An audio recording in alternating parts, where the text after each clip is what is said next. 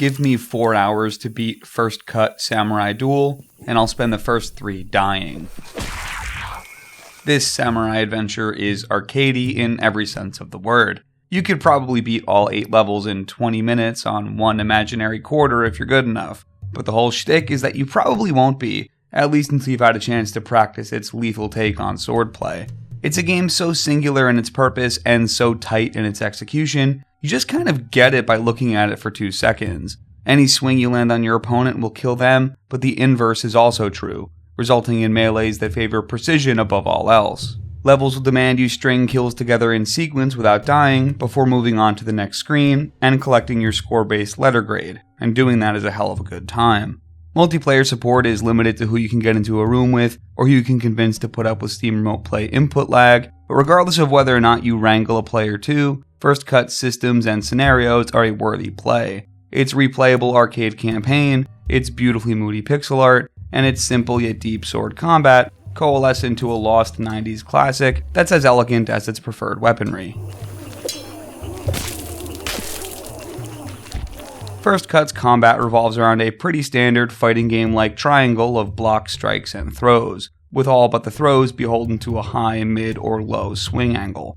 The NPCs you fight play within these same constraints, and blocking them is executed by just holding your sword at the same height they're coming from, or intercepting their blow with a swing of your own.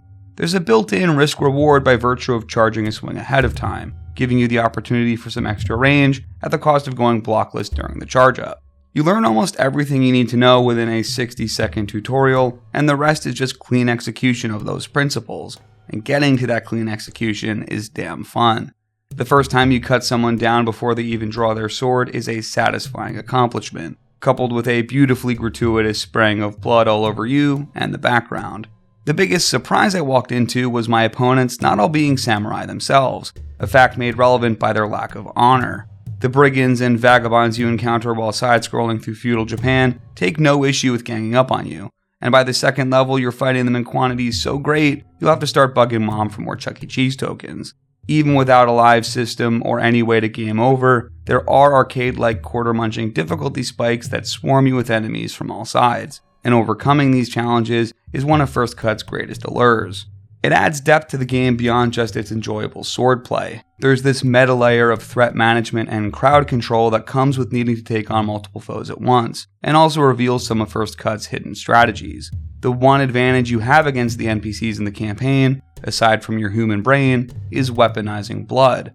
All that red you've accumulated on your sword is a combat currency you can spend on blinding your opponents with a quick slash that sprays blood in their face. The same outcome can be achieved by carving up falling enemy bodies, which results in gameplay that rewards you for not just treating each foe as a discrete 1v1 duel, but as targets that can be chained together in succession.